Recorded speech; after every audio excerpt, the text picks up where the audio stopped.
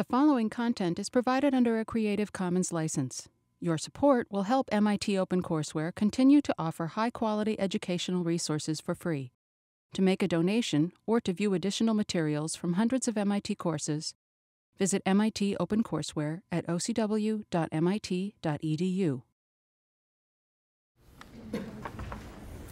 I'm going to review what we did with the Kraft Inequality just a little bit because evidently a number of people were confused about this. I'm going to put a little more notation in with it. For some people, notation helps. For other people, it hinders things. But after you've thought about it a little bit, a little more notation can certainly be helpful. What we're trying to do in this Kraft Inequality is we're thinking of a set of symbols. We're supposing that there's a code word for each symbol. C of x is the code word for symbol x, which is a string of binary digits, y1 up to y sub m. In the world of two-toed sloths, the representation of numbers that sloths use is binary, base 2, and therefore they use the number associated with some sequence of bits like this would be the sum of y sub I times 2 to the minus I. Okay? In other words, it's the same thing as a decimal, except it's in a world where people have 2 fingers instead of 10. Okay, there's an interval associated with this number also, and the interval is what you would get if you took an arbitrary real number and rounded it down to L sub I, well, in this case, to m binary digits. Okay, so that interval then is the number itself, and the other side of the interval is that number itself. The two-toed sloth didn't like what I was going to say about it, and it changed my slide. So there's that extra factor of 2 to the minus m there. In other words, any number in that range, if you round it down to m significant binary digits, is going to be this number here.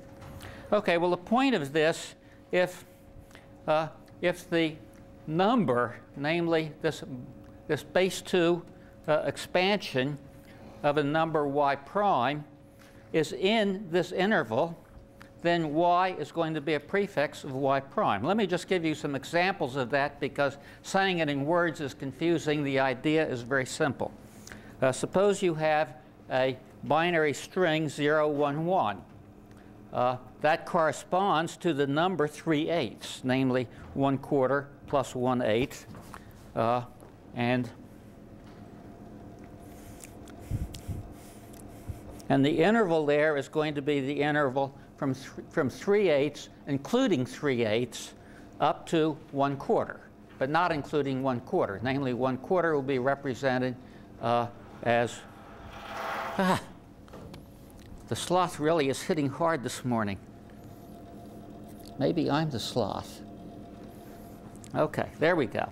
From 3/8 to 1/2, namely 1/2 is just 1. Nothing more than that, or it could be 1, 0 or 1, 0, 0 and so forth.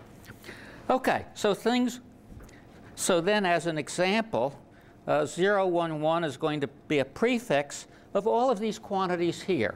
It's a prefix of 0, 1, 1, 1 because 0, 1, 1, 1 is 3/8 plus 1/16, which is in that interval we're talking about. 0, 1, 1, 0 is a more interesting case because 0, 1, 1, 0 is itself the number associated with it is just 3/8.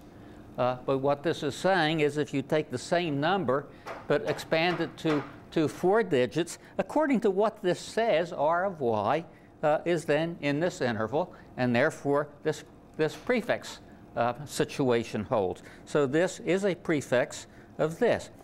Why do I make it so complicated? I make it so complicated because I want to talk about the length of that interval. And the lengths of these intervals is denoted in this diagram here. Anytime I have a number expressed to m binary digits, it covers an interval of 2 to the minus m, and because of this prefix property, as soon as one number covers an interval, no other number can have its base in that interval. Okay, in other words, all of these intervals have to be disjoint exactly as is indicated here. So when you add up the size of all these intervals, you have to get something less than or equal to 1. And that's the proof of the Kraft inequality. Okay, so let's go on and talk about discrete source probabilities.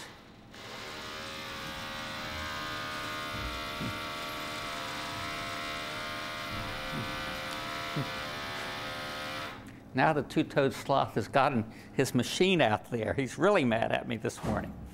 Okay, if we try to model English text, you know that some letters are far more probable than others.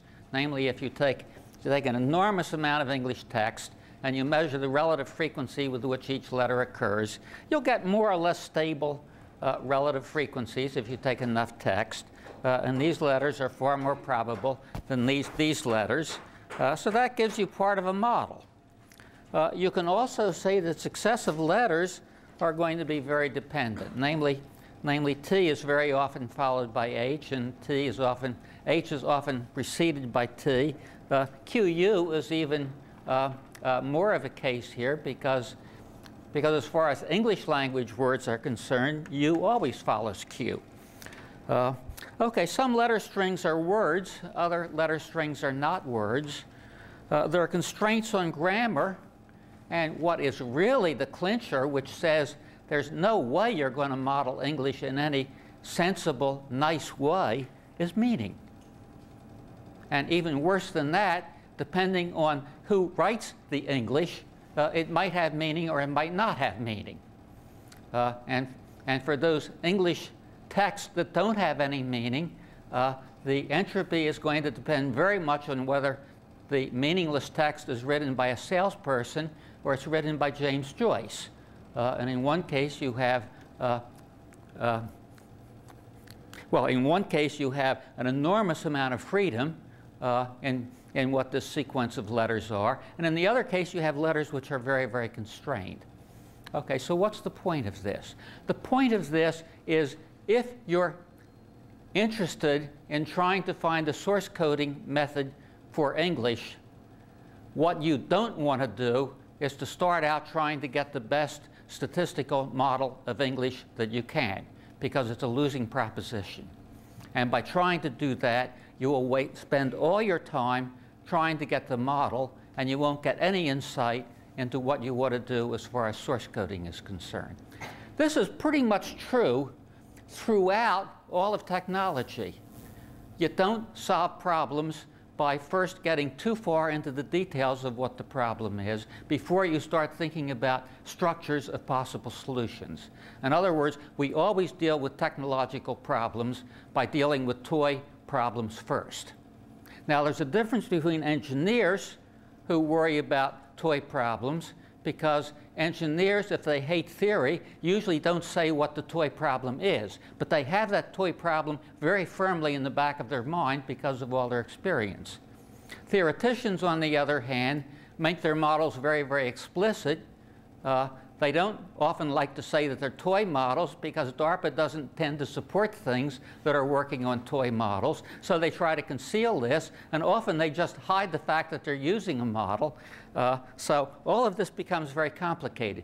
But for you, if you're trying to do either engineering or mathematics or teaching, or just be a sensible person, when you're dealing with these problems, be explicit about what your models are. Try to understand the toy problems before you understand the more complicated problems. If you understand that out of this course, it'll be a worthwhile course for you. And of course, you won't understand it until you get lots more experience. But believe me, that's the way it is. OK, so that's the whole point of this. You want to start with simple toy models. And I'm not just justifying the fact that we're going to study this incredibly simple model here, which is a toy model. But by studying this, you will see that everything else follows. If you read Claude Shannon's work on information theory, this, in fact, is where he started. He started with a beautiful description of trying to model the English language, finally wound up with talking about this. You know, the conclusions he drew from studying these discrete memoryless sources led to his general theorems about data compression on sources.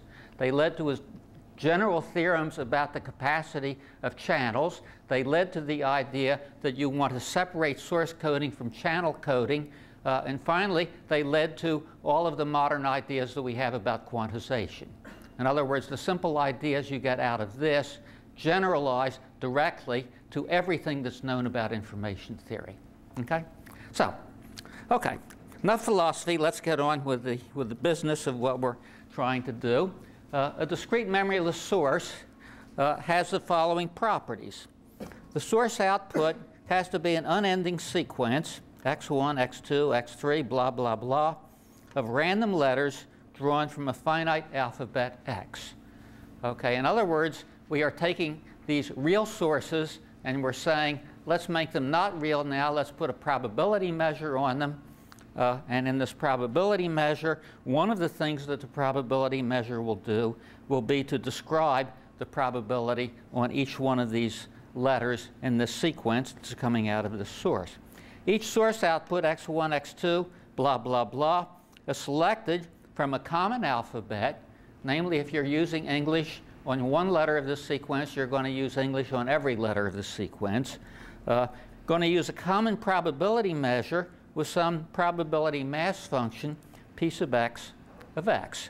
Okay, this notation means this is the probability mass function for the chance variable, capital X. A chance variable is like a random variable, except the objects are not necessarily numbers. The objects can be anything. So a chance variable is a generalization of a random variable. So this probability mass function talks about the probability of each of the symbols in this alphabet x. Okay, then the final thing is each source output, x sub k, is statistically independent of all other source outputs, x1 up to xk minus 1 and xk plus 1 on to forever. This is a nice example because if you're going to specify a source probabilistically, you have to somehow find a way of explaining what the probability of every possible event within this source is. This is an easy way of doing it. Okay, you say they're independent, and then you can find the probability of anything you want to find. Okay, so that's a generic way of putting probability measures on things. Okay, so then we want to go into the idea of prefix-free codes for these discrete memoryless sources. We've already talked about prefix-free codes. We talked about the Kraft inequality. You might have thought it was a little bit strange talking about this strictly combinatorial property of codes without talking at all about the probabilities, which are the things that led us into talking about these codes in the first place. Namely, we want to use unequal length, variable length codes because of the fact that some letters are more likely than other letters. And eventually we'll be using them because of all these constraints between different words. Okay, so for notation, let L of x be the length of the code word for letter x in the alphabet, capital X. Okay, so that's the same as this y1, y2 up to y sub m. It's some string of binary symbols. Capital L of x is a random variable where capital L of x is equal to little l of x for capital X equal to x. Now, what the heck does that mean? It's just notation. In other words, what we're starting out with is this ensemble of letters. We have a probability assignment on each letter in that alphabet. And then what we would like to talk about is a length function on those letters. So we have little l of x, which is defined for each x. We then want to talk about this as a random variable, because when we choose some random letter x, little x, out of this ensemble capital X, L of x becomes a random variable. We will always in this course use capital letters to talk about random variables, and we will always use little letters to talk about things which are not random variables. Excuse me, not random variables, but random variables or chance variables. I think we can probably leave it open now. It seems as if the sloth has gone away. Okay, so then we want to talk about the expected value of the length. When you talk about the expected value of something, you're talking about the expected value of a random variable. We will also denote the expected value of this random variable as L with a bar over it, which is the sum over the letters in the alphabet of P of x times L of x. Okay, so all of this is what you would do anyway if you never thought about this. Until at some point when you're taking a quiz or something, you start to get confused and say, what is this stuff all about?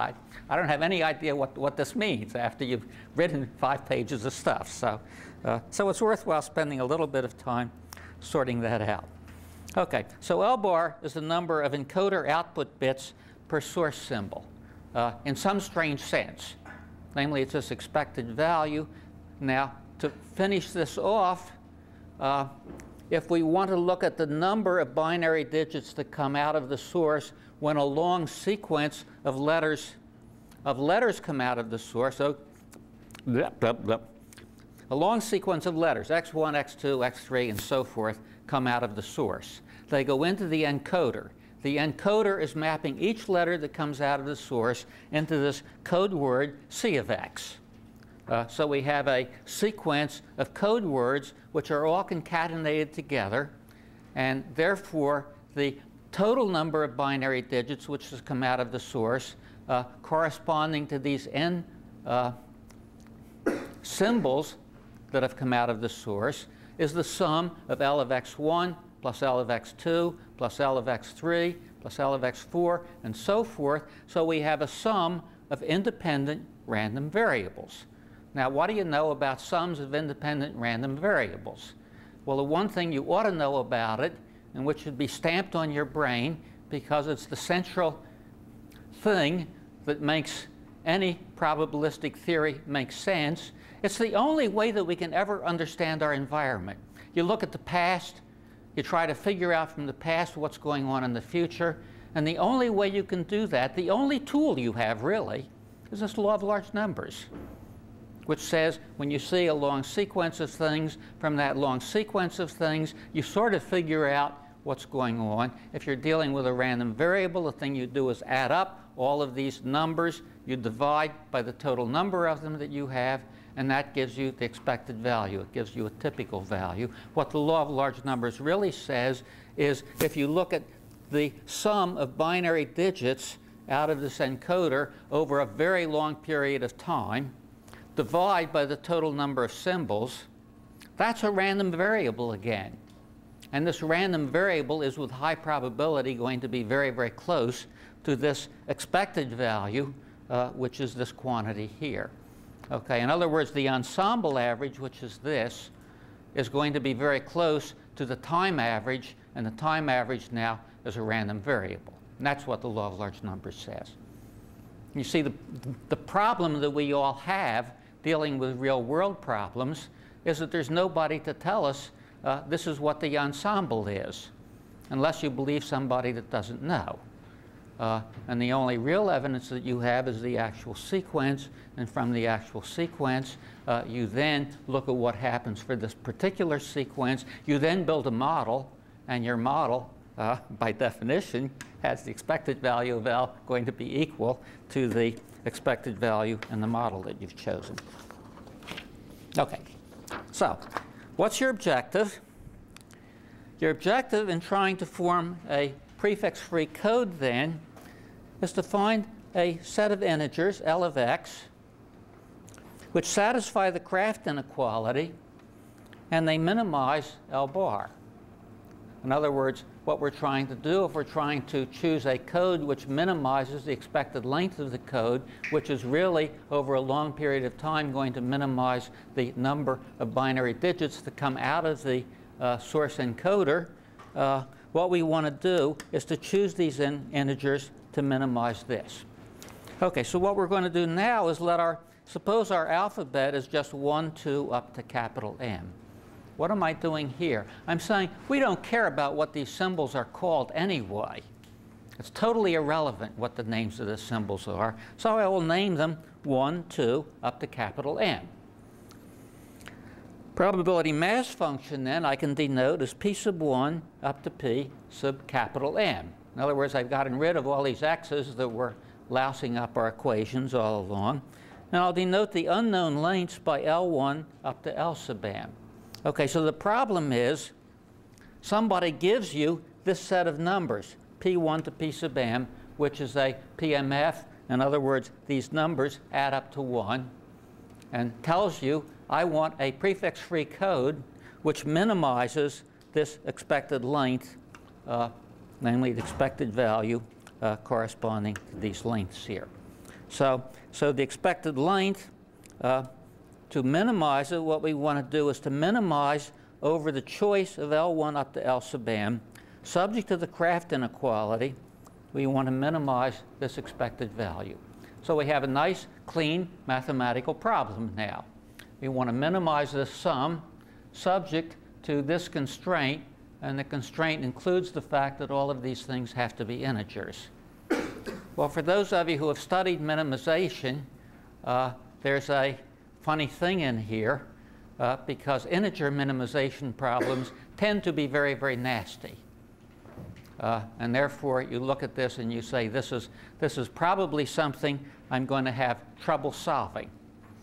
Strangely enough, it isn't, but you would think it probably is something which will be hard to solve. OK, so since integers louse up minimization problems, what do? Well, we say, just for fun, let's try to solve this problem without the integer constraint on it. Let's see what that leads to and see if we can do anything with that. So we say, OK, let's try to minimize this function here over the integers L1 to L sub M, subject to this constraint. So we're minimizing this subject to this constraint. Now, an easy way to do that, yes? You're saying that you're going to assign lengths to the problem. It's not fixed probability to the length. No, I still have the fixed probabilities. I still have P1 up to P sub M as known probabilities. But I'm going to say, let's suppose I can choose a length which is 2.5 bits instead of 2 bits. Just assign like the shortest length to the biggest probability. Well, we're going to wind up there eventually. But for now, all I want to do is to look at this problem. If I start out by saying assign shortest lengths to biggest probabilities, I have two problems. One is it's a little hard to prove to you that I want to do that, although we'll do that later today. And the other is it doesn't really give you the general properties that we want to know about this. So for those two reasons, I want to just attack this as a straightforward mathematical problem. If you're a computer scientist, this looks strange, because computer scientists like to attack problems by algorithms. Analog engineers like to attack problems by writing a complicated formula and taking derivatives and all sorts of things like that. We're going to be doing both of those things in this course, and you'll see that both of them lead to certain advantages. And here we're taking the more the analog engineer's approach of saying, suppose this is a bunch of numbers. I want to minimize this function over a set of numbers L1 up to L sub capital M. So how do I do that? Well, this guy Lagrange, he was a great mathematician. He was also a great mathematician early enough that he could do some really trivial things and become famous for them, just like Kraft that we were talking about before. But unlike Kraft, Lagrange really did a lot of other very important things. And what Lagrange said was the following. Well, suppose I want to minimize this sum, and I want to have this constraint added in. OK, sort of what I want to do then is to minimize a weighted sum of this, which is what I'm interested in, and this. OK, in other words, if I minimize this weighted sum here of these two things, I'm going to wind up with some sort of value for this and some sort of value for this. By changing lambda then, which stands for Lagrange, he was also clever in making himself famous that way. By changing lambda, I can change the balance between how important these two things are. And as I change the balance between how important they are, when I change it to just the right place, I'm going to have this constraint here satisfied with equality. So that's the whole idea of Lagrange minimization. So we take this function. How do you now minimize a function of multiple variables? Well, again, it's a messy problem. But the first thing you can try to do is find a stationary point. So let's always do the easy thing first. We take the partial derivative of this function here with respect to L sub I. That's what we're trying to minimize over. And what we get is P sub I minus lambda times the natural log of 2 times 2 to the minus L sub I. I'm not very good at differentiation anymore, so I only differentiate things which are easy, and that's easy. I want to find a stationary point, so I set this equal to 0. That makes the problem worse, because now I have a function of lambda and also all of these L sub i's. But now I choose L sub I so that I satisfy the constraint. Namely, I choose lambda to satisfy this equation here. When I choose lambda to satisfy this equation here, what I get is P sub I is equal to 2 to the minus Li, and therefore L sub I is equal to minus log of P sub I. Okay, in other words, I have this equation here. What happens when I sum this equation over I? Let's look at it. You sum this over I. The sum of Pi over I is 1 minus lambda times natural log of 2 times sum of 2 to the minus L sub I. Okay, and I want to make this equal to 1, so what I get is 1 is equal to this times lambda natural log of 2. So I hope that choosing lambda equal to 1 over natural log of 2 is what I want to do. And when I do that, this becomes 1 here, and I just have 2 to the minus lambda I is equal to 1. Okay, good. And then going back to this equation, P sub I is equal to 2 to the minus L sub I. Okay, this is just arithmetic. I mean, if you don't follow what I'm doing, just look at it later, and you'll find that there's nothing really there. Okay, so we wind up with these lengths being equal to the negative of the binary logarithms of these probabilities. It's only a stationary point. We don't know whether it's a minimum yet, and unfortunately, we also have the problem that they might not be integers. But anyway, what we wind up with then, if we ignore looking at these problems for the time being, is that the lengths are going to be equal to this. The expected value of the lengths is then going to be equal to the sum over I of minus P sub I times the logarithm of P sub I. When Shannon saw this, and when various other people saw it, they said, gee, this looks like the entropy of statistical mechanics, so let's call this quantity entropy, for no better reason than that. Okay? And it would probably have been far better if they called it something else, because for years there were physicists and philosophers trying to figure out what the deep relationship was between statistical mechanical entropy and information theoretic entropy. And there probably is such a relationship, but the relationship is far more complicated than understanding information theory, and it's far more complicated than understanding statistical mechanics. So I advise you to not worry about that one until after you understand what it means in an information theoretic sense. Okay, so h of x is what we call the entropy of the random variable x. And it really is the entropy associated with these logarithms of the P sub I. So when you take functions of a random variable carries along a lot of baggage with it, including the probabilities of everything. And when you take the expected value of a random variable, the individual values of the sample points of that random variable are important, and the probabilities are important. Here we have something even stranger, because it's only the probabilities that have anything to do with it.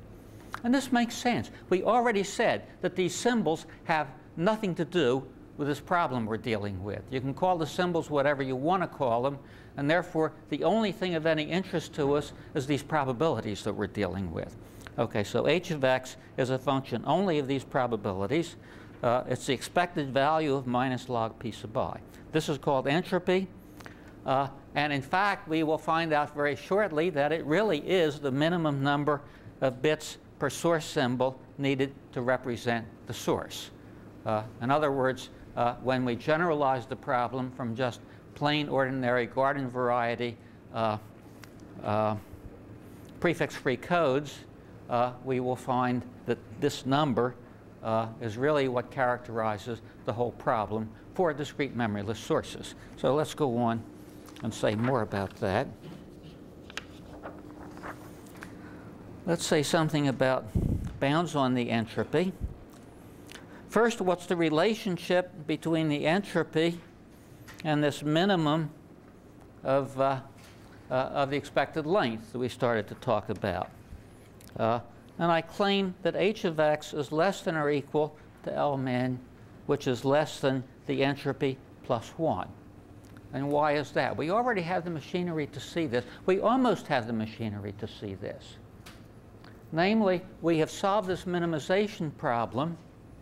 We've only found a stationary point, but we've ignored the fact that we have an integer constraint.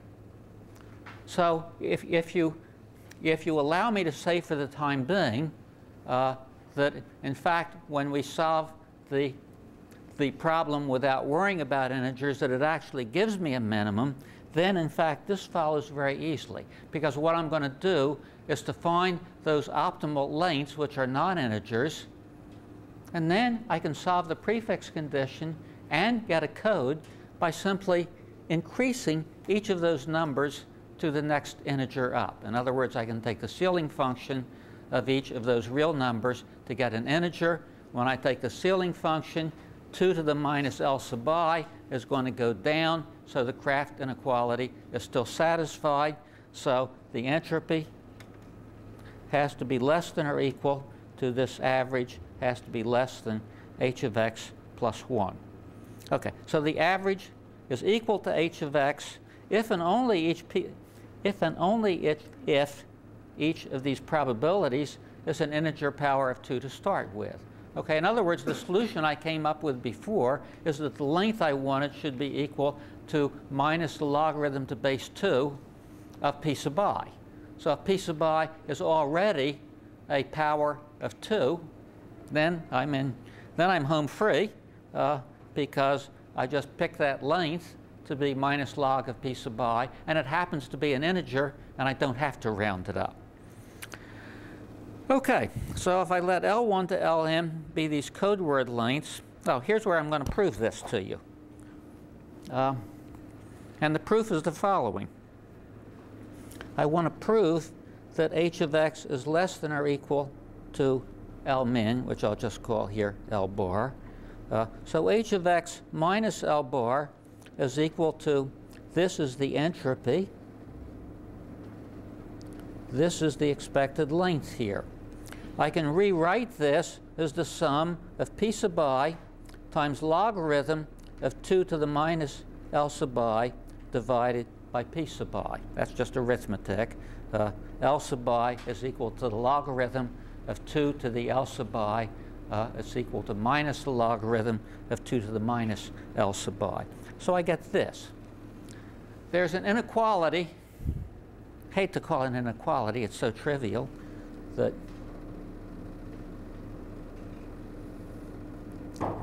here's the point 1. If you plot natural log of x, and if you compare it with the function x minus 1, you can see that natural log of x is less than or equal to x minus 1. Okay, now this is an inequality which happens to be very useful in information theory. I would claim that any inequality that you can prove in information theory by any means at all, I can prove using this inequality and nothing else. And I believed that for 50 years, and nobody has proven me wrong yet. So And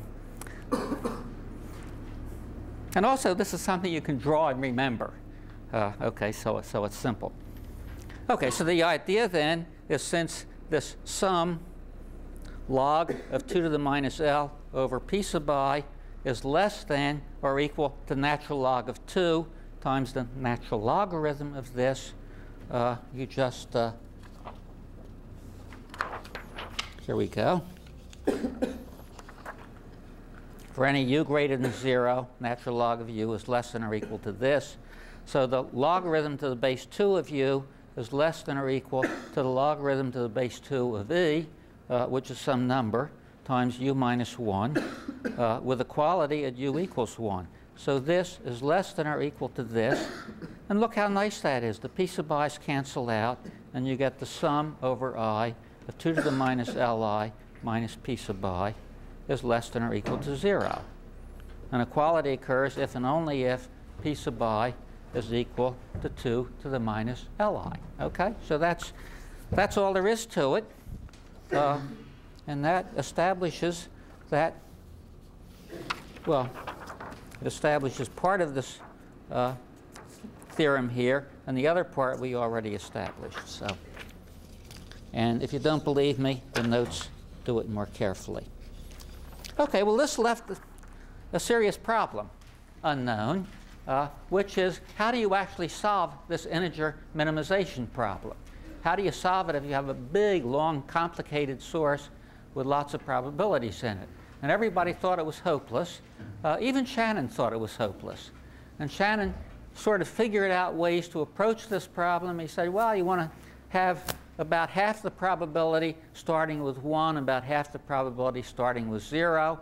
So he would divide up the symbols in the alphabet so he could come as close as possible to have half of them being up here and half of them coming down here. And he would continue to do that. I don't usually like to write on the blackboard, but he would start out generating a code like this. And this would be approximately 1/2. This is approximately 1/2. And then he would take these symbols, split them again in probability. And everybody was starting the problem over here and trying to generate a code working their way out. Well, Dave Huffman was a graduate student at the time, and he took Bob Fano's graduate course in information theory, I think a year or so later than Kraft did, and Bob Fano was assigned as a homework problem, how do you solve this problem? Sneaky guy. And he was very amazed when Dave Huffman came in next day and said, oh, it's easy, you do it this way. So the question is, how did he do it? Well, Huffman, instead of looking at the problem from here out, looked at the problem from here in. He was this was before there was anything called computer science, but he thought like a computer scientist did. In other words, he thought algorithmically, and he also thought in terms of discrete problems, and therefore he looked for properties that these optimum codes should have. And it was neat. So he started out with a lemma. He said an optimal code has to have the property that if pi is greater than p sub j, then the optimal length associated with p sub I, namely the optimal length of the ith code word, had to be less than or equal to the length of the jth code word. And you can see this by saying, well, suppose that's not true. Suppose that pi is greater than pj, and also li is greater than lj. And then you say, OK, we'll take this situation. We will interchange those two code words in the code, and we'll look at what that does to the average. And if you work that through, you find out that since what you've done is you've shortened the code word associated with this and lengthened the code word associated with this, you have changed the average length to make it smaller. Now, let me warn you about something.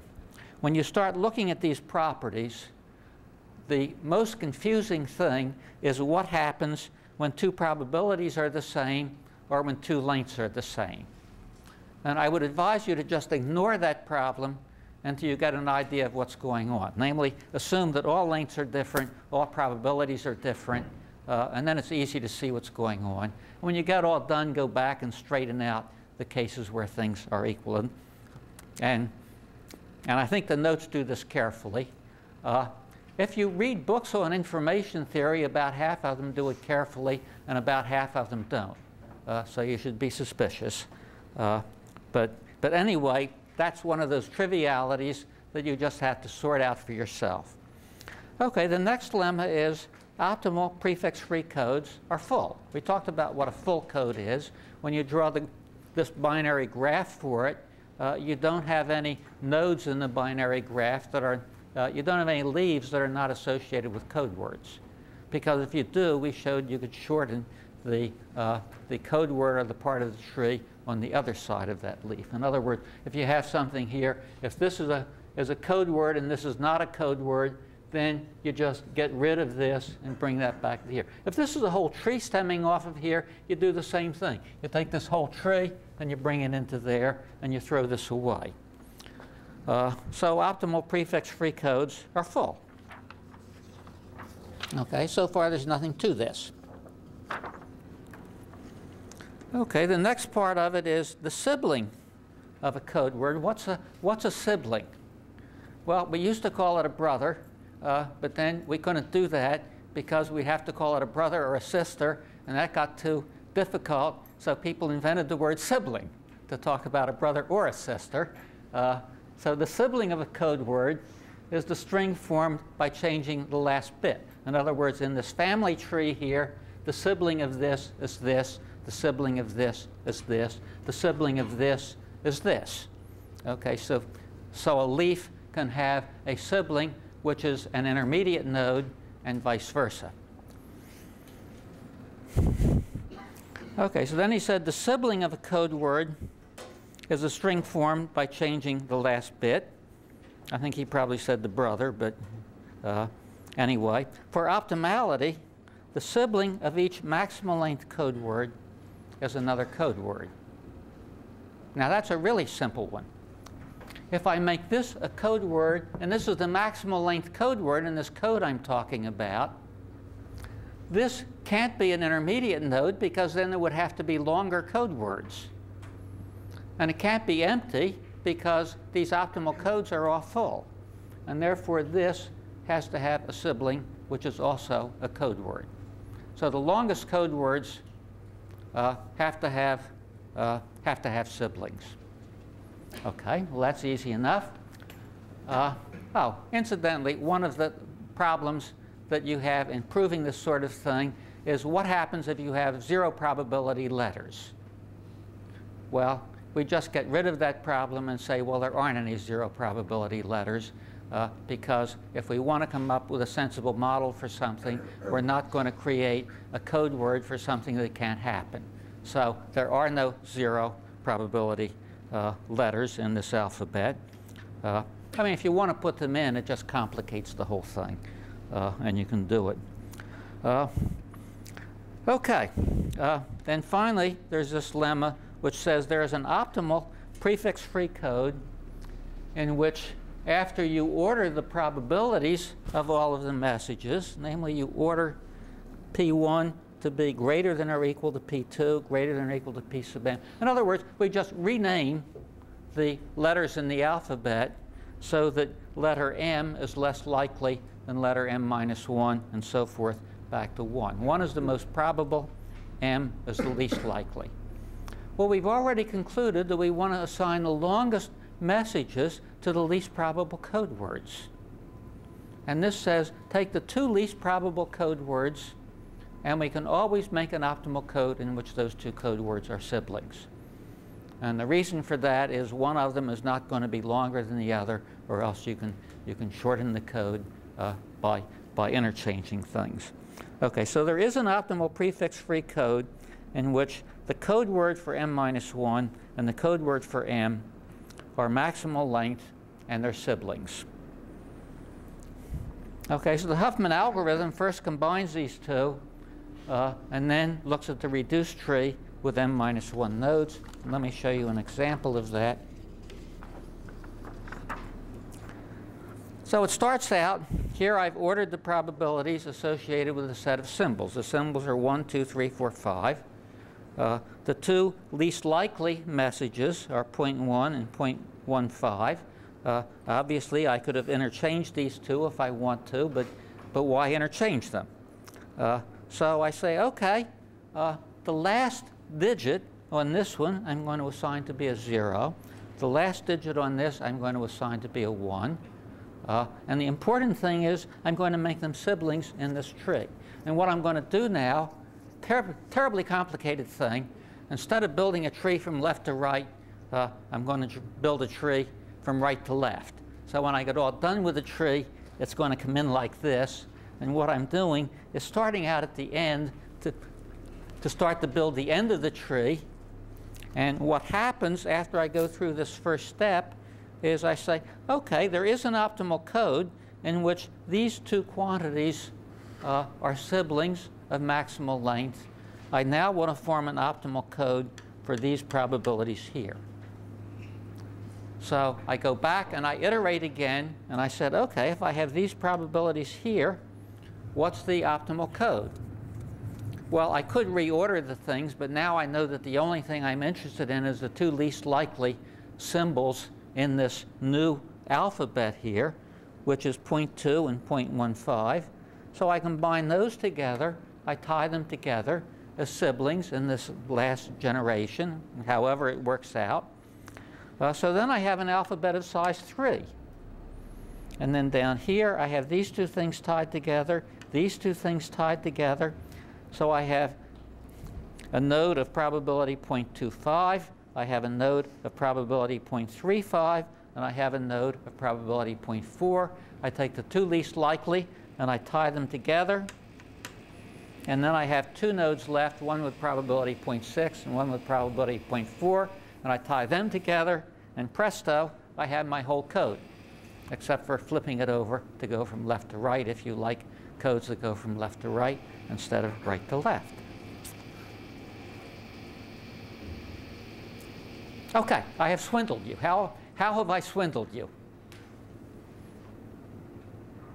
I mean, I swindled you a little bit by talking about these things that might be equal or non-equal, and that's not important. You can sort that out on your own. There's a very important swindle I've pulled. And what's that?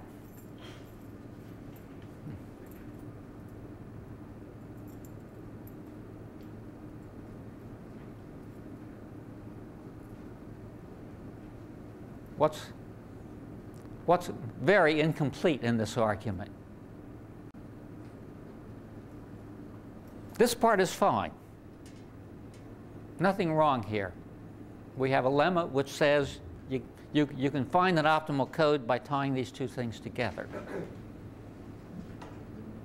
Yeah.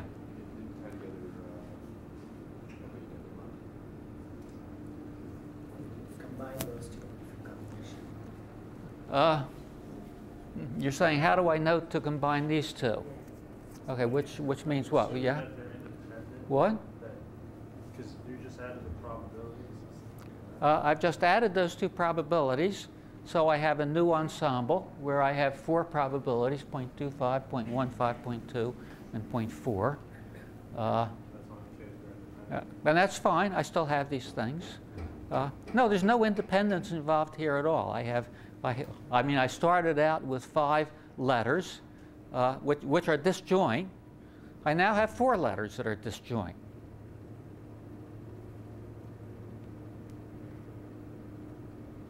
What have I done?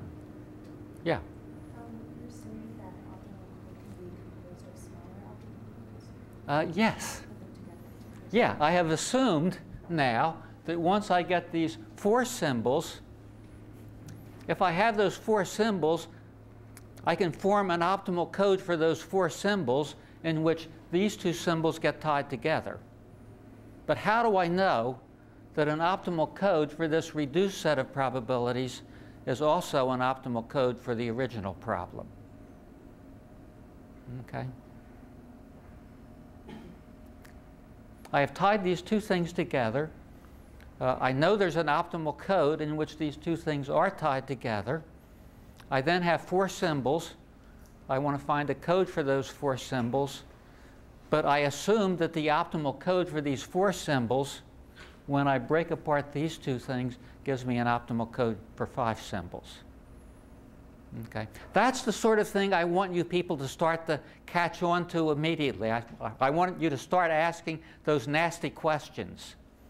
Okay, and those nasty questions are the things that say, okay, how do I know that this works? In other words, you're not here to learn these algorithms. I can tell you what the algorithm is in an instant. You can do the algorithm. A computer can do the algorithm about 3,000 times faster than you can, and you can be replaced by a computer if you only learn the algorithms. You can program the algorithm. You can probably find a computer that can program the algorithm too, and there's no need to program it more than once, so that after you've done that, you are useless again. So the only thing that's worthwhile for you is to be able to spot these problems and to understand what's going on. Okay. So how do I know that this first optimization leads to the second optimization?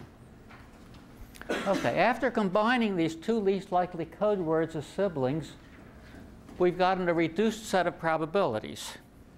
In this problem here, what we've done, the reduced set of probabilities are 0.4, 0.2, 0.15, and 0.25. Why does finding the optimal code for this reduced set result in an optimal code for the original set? That's really the question that we're asking. Well, it's not hard. If you take any code for the reduced set, let's call it reduced set x prime, set of probabilities, let the expected length of that be L prime. Okay, it's not necessarily an optimal code, but it's any old code that I generate. Any old code I generate for L prime, I can now take that code for L prime, and I can expand it out to a code for L. Namely, I have this code here, this, this, this, and that's the expanded. And now I can expand it into a code for the original set by adding on this and this as leaves on this leaf here, then becomes an intermediate node, and I add 2 extra leaves to it.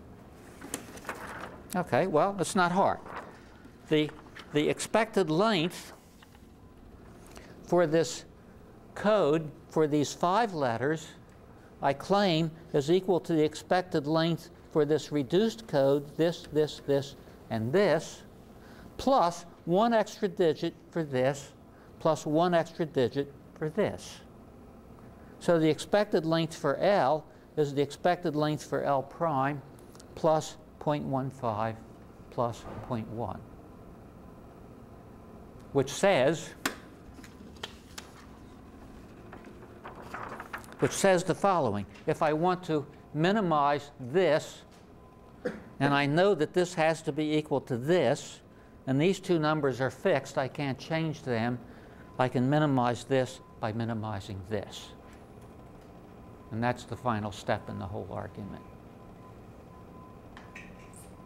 And what's peculiar is that everybody learns the Huffman algorithm, and what Huffman did, which was really very smart, was to sort out this issue. And I can teach this to 100 classes, and nobody will ever point out to me that there's a logical flaw in the whole argument. And you can look at most books on information theory, and they never point out that there's that logical flaw there either. So anyway, that's the end of Huffman's algorithm. You can see when you look at this that this is really an extraordinarily easy thing to do. I mean, you can take an alphabet of several thousand symbols. All you have to do is order them, tie the least 2 likely together, assign a 1 and a 0 to them, then stick that into an ordered list again, take the 2 least probable, tie them together, stick it into an ordered list again, and if you have some minimal knowledge of data structures, you can do this with essentially on the order of one operation for each letter in this alphabet. So it really isn't a very difficult thing. So here's an integer problem, which is really easy to solve. And the way to solve it is to look at the problem in the opposite way from what everybody else has looked at it in. Does this say you want to ignore everything that everybody else has done and go your own way? Not quite. But it says that's one of the things you want to try. If you find that everybody is doing something one way and you can find another way to look at, that's very rich. It might turn out to be nothing, but it might turn out to be something very worthwhile. Okay, let's now talk about this quantity entropy. And for every chance variable x, if that chance variable x is discrete and has a finite number of elements in it, okay, so I'm talking about a chance variable x. What's a chance variable have tagging along after it? Has a set of n probabilities tagging along after it. That's what a chance variable is. A chance variable is not just the alphabet. A chance variable is the alphabet plus the probabilities. That's why you can talk about it having an entropy. And the entropy is the expected value of minus the logarithm of this PMF function. Okay? So in fact, this is an unusual statistic in the sense that it has nothing to do with the symbol values and everything to do with just the probabilities of the symbol values. And as we go on, you'll see that in fact this is a very important property of it, and dealing with the logarithms of these symbol values is in fact a much more worthwhile thing to do than dealing with the probabilities of the symbols. Now let me pause again and see if anybody can have any idea of why logarithms of probabilities might be more significant than probabilities. And think of what we're going to be doing here. We're taking a sequence of letters. When I take a sequence of letters, what's the probability of a sequence of letters? If they're IID, namely we're looking, what? It's the product of those probabilities. Now, if you agree with me that the probability theory is concerned 50% with the law of large numbers and 50% with everything else all put together, why is the logarithm of a probability important? What? You change a product to a sum, yes. If you have a product of probabilities, you can talk about a sum of the logarithms of probabilities. Okay, that's why entropy is important in statistical mechanics. It also is fundamentally the reason why entropy is important in information theory. Is because what you're almost always interested in is a product of probabilities. And when you're interested in a product of probabilities and you want to use the law of large numbers, you turn that product of probabilities into a sum of the logarithms of probabilities. Fundamental idea. Shannon took 8 years sorting all this out. And Shannon was by far the smartest person I've ever met. I mean, the problems that we worry about, he just solves it with no effort at all. This one took him a while to sort out. It also took him a while to sort out the fact that once he sorted this out, he could sort out all of the other problems as far as communication was concerned. So this was quite important. I can tell you one of the peculiar things about Shannon. Just from the first time I ever talked to him about a technical problem. I just become a faculty member here, and his office was about 5 doors down from mine. And one day I screwed up my courage to go down and talk to the guy about a problem I was working on. And I thought it was a really neat problem. had all sorts of pieces to it, all sorts of bells and whistles on it. And I started to explain it to him. And he said, well, can we look at a slightly simpler case where you throw out this part of it? You throw out one bell, and then you throw out a whistle, and then you throw out a bell. And I was going along with this and saying, yeah, I guess we could. We could throw out all of these things without really losing the essence of the problem. And finally, I started to get discouraged because this really neat research problem, this really important research problem, was turning into a toy problem, which was almost trivial. It had nothing to do, it seemed, with anything. And finally, we got down to a certain point. I said, yeah, but this is trivial. The solution is this. And he said, yeah. And then we started putting back all the pieces. And his genius was he knew which things to throw out so that each of the things we threw out, we could put them back in again. And we got done. The research problem was trivial. Okay? And his genius was in finding the right trivial example to look at. So in fact, what you always want to look at in the communications field, and in most fields, I think, is finding the really simple way of looking at something, which means you have to throw out most of the nonsense. So in this case, it's looking at entropy, which is the logarithm of a probability assignment, and you want to look at that because the logarithm of a probability assignment lets you add the logarithms of probabilities, use the law of large numbers, and then you can talk about sequences of elements. Okay, properties of entropy for a discrete random chance variable. We have m elements in the alphabet. First thing is that the entropy is always greater than or equal to 0. Why is that? I'll let you figure it out. Y is the logarithm of a minus the logarithm of a probability greater than or equal to 0. Why is it non-negative? Yeah. Probabilities are always less than or equal to 1, yes.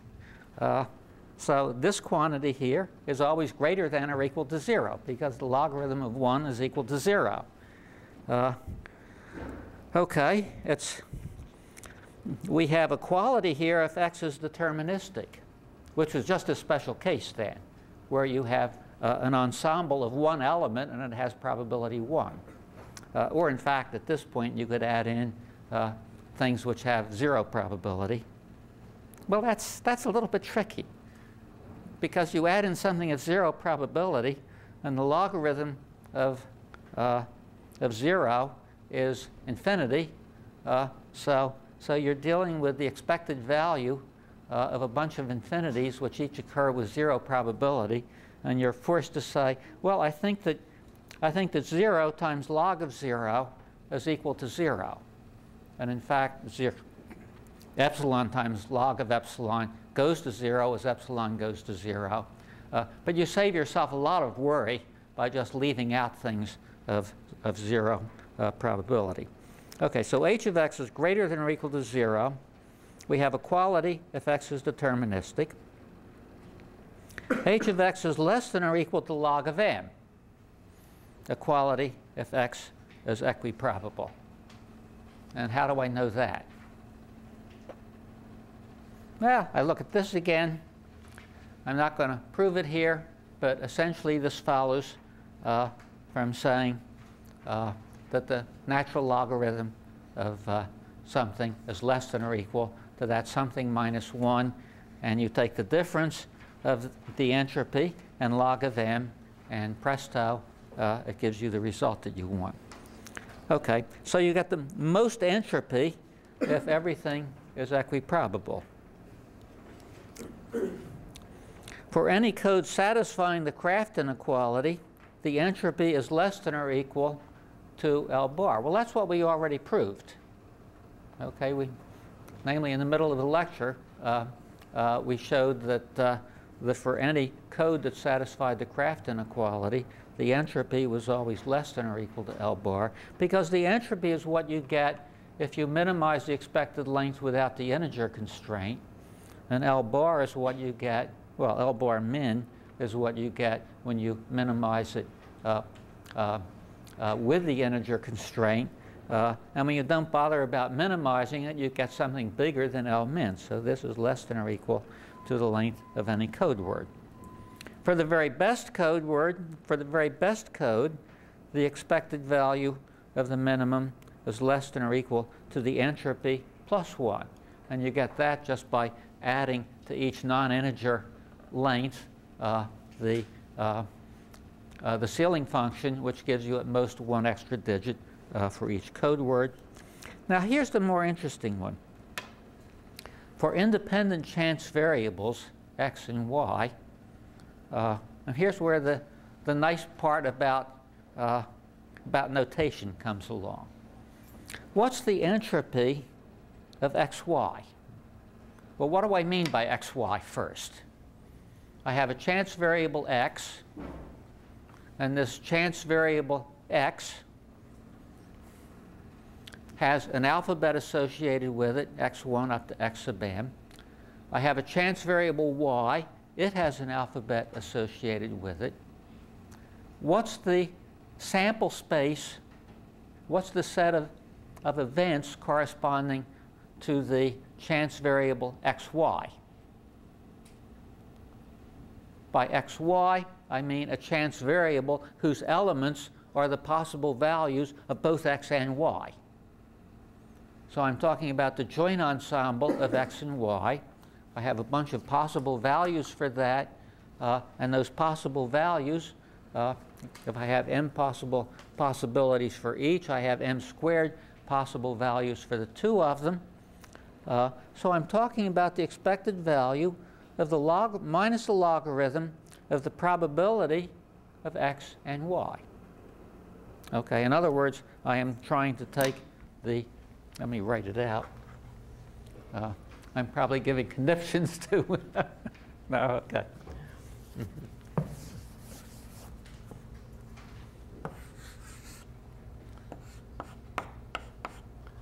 I want to take p of xy of symbol xy times minus the logarithm to the base 2 of p sub xy of xy. Okay? That's what this means if I write it out.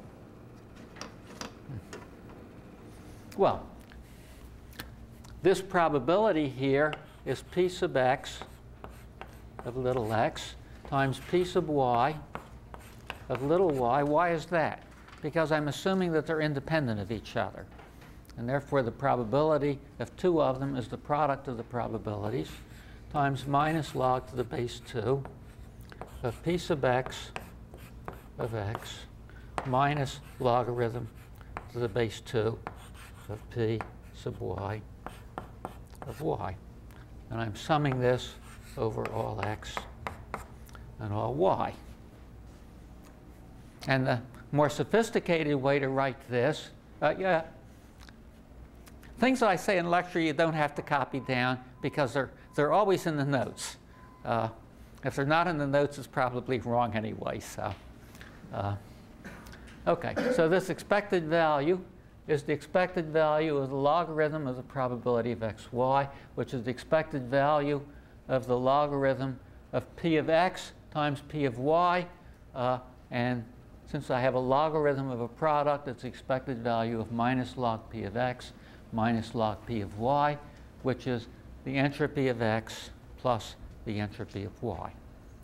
So in other words, when I have a joint ensemble of even more independent quantities, the entropy of the sequence is equal to the sum of the entropies of the individual elements in that sequence.